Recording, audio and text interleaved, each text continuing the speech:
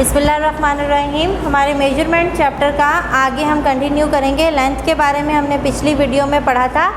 अब हम आगे जो बाकी स्टैंडर्ड यूनिट्स हैं उनके बारे में पढ़ेंगे। सबसे पहले हम मास को देख लेते हैं। हमें पता है जब भी किसी चीज़ को तोलना होता है, उसका वज़न करना होता है, तो हम उसे किस चीज़ में नापते हैं? किलोग्राम में। 1 किलो में कितने ग्राम्स होते हैं? 1000। 1 किलोग्राम में कितने ग्राम्स होते हैं? 1000। हमें इसे नापने के लिए एक तरह से तराजू की ज़रूरत पड़ती है। हम लैब्स में जो चीज़ यूज़ करते हैं नापने के लिए उसे कहते हैं हम फ़िज़िकल बैलेंस। फ़िज़िकल बैलेंस में हम हमेशा ग्राम में वेट रखते हैं, क्योंकि हम लैब में थोड़ी थोड़ी चीज़ों को, थोड़े थोड़े लिक्विड्स को, थोड़ी थोड़ी केमिकल्स को जो है वो नापते हैं। लेकिन जब हमें ज़्यादा चीज़ों को, भारी चीज़ को नापना होता है तो हम किलोग्राम में नापेंगे। और क्या करेंगे, जैसे हमने शॉप्स वगैरह में या सब्ज़ी वाले के पास देखा होगा, हमेशा क्या चीज़ यूज़ होता है वहाँ पर? तराजू। उस तराजू की मदद से वो लोग नापते हैं। और कैसे नापते हैं? एक तरफ वो लोग वज़न रखते हैं और दूसरी तरफ क्या करते हैं, हम जिस चीज़ को हमने नापना होता है वो रखते हैं। तो वो 1 किलो, आधा किलो, इस तरह से उन्होंने वेट बनाए हुए होते हैं और वो वेट एक साइड पे रखते हैं और दूसरी चीज़ जिसे नापना है वो दूसरी तरफ होती है।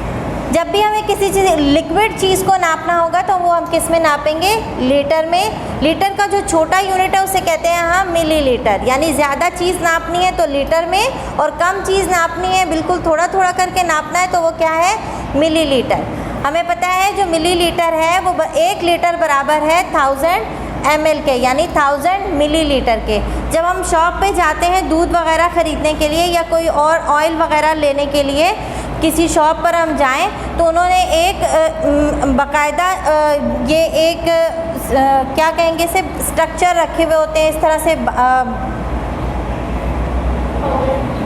जिसे हम उर्दू में पौवा कहते हैं, जो उन्होंने इसको नापने के लिए रखे हुए होते हैं, जिसे हम कप कह सकते हैं। इन कप्स की जो है लेंथ स्टैंडर्ड होती है। जो 1 लीटर के लिए यूज़ होता है वो 1000 ml का होता है। जो हाफ़ लीटर के लिए यूज़ होता है उसे कहते हैं हम वो 500 ml का होता है। और अगर उससे आधे किलो से, आधा लीटर से भी कम हमें चीज़ चाहिए, यानी कि क्वार्टर, तो उसके लिए 250 ml का उन्होंने बाउल रखा हुआ होता है। इस तरह से वो लिक्विड चीज़ों को नापते हैं। और अगर हमें टाइम नापना है किसी चीज़ के लिए तो हम किस चीज़ में नापेंगे? सेकंड में। किस में नापेंगे?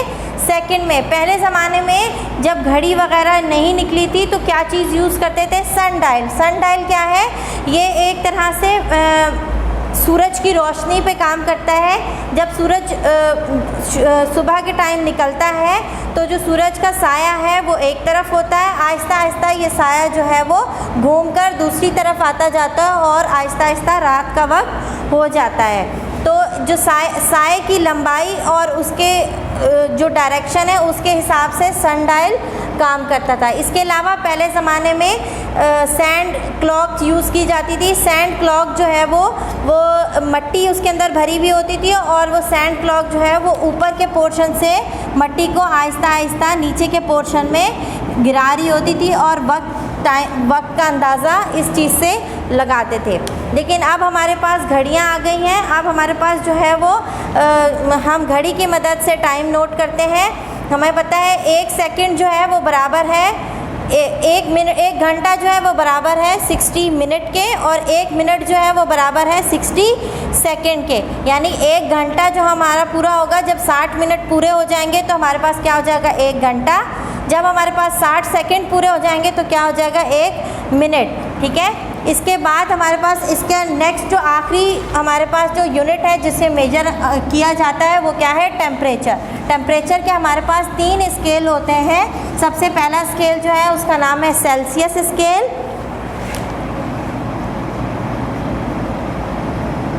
सबसे पहला जो स्केल है उसका नाम है सेल्सियस स्केल। दूसरा है फ़ारेनहाइट स्केल, और तीसरा है केल्विन स्केल। जो फ़ारेनहाइट स्केल है ये हमारे पास हम ज़्यादातर यूज़ करते हैं। जो डॉक्टर्स जो हैं हॉस्पिटल्स वगैरह में हमारा बुखार चेक करते हैं वो कौन से स्केल से यूज़ करते हैं? फ़ारेनहाइट स्केल से। जो सेल्सियस स्केल है वो 0 डिग्री सेंटीग्रेड से स्टार्ट होता है और 100 डिग्री सेंटीग्रेड पर ख़त्म होता है। जो थर्मामीटर हमारे पास यूज़ होता है, उस थर्मामीटर के ऊपर जो लाइंस लगी होती हैं उसे हम कहते हैं डिग्री, यानी कि वो कितनी डिवीजन्स हो गई, 100 डिवीजन्स हो गई। और फ़ारेनहाइट स्केल जो है वो कहाँ से शुरू होता है, वो हमारे पास 32 डिग्री फ़ारेनहाइट से स्टार्ट होगा और वो ख़त्म होगा 212 यानी 212 फ़ारेनहाइट पे। और इसके अंदर टोटल डिवीजन्स कितनी हो गई, 180 डिवीजन्स। और इसके अंदर कितनी हो गई, 100 डिवीजन्स। जो केल्विन स्केल है ये हमारे पास शुरू होता है 273 डिग्री केल्विन से और ख़त्म होता है हमारे पास 373 डिग्री केल्विन पे। इसके अंदर भी कितनी डिवीजन्स हो गई, 100 डिवीजन्स। यानी कि इसका 0 डिग्री सेंटीग्रेड बराबर हो गया 32 डिग्री फ़ारेनहाइट के, और इसका 32 डिग्री फ़ारेनहाइट किसके बराबर है, 273 डिग्री केल्विन के। ये तमाम ये यूनिट बराबर है। जब भी हम पानी को जमाने की कोशिश करेंगे वो 0 डिग्री सेंटीग्रेड पे जमेगा सेल्सियस स्केल पे, और 32 डिग्री सेंटीग्रेड उसका टेम्परेचर होगा जब वो जम जाएगा। 32 डिग्री फ़ारेनहाइट उसका टेम्परेचर होगा फ़ारेनहाइट स्केल पे, और 273 डिग्री केल्विन उसका स्केल होगा, टेम्परेचर होगा केल्विन स्केल पे। इसी तरह इसके फ्रीजिंग बॉइलिंग पॉइंट क्या है, 100 डिग्री सेंटीग्रेड, 212 फ़ारेनहाइट और 373 केल्विन किसका, वाटर का। Thank you.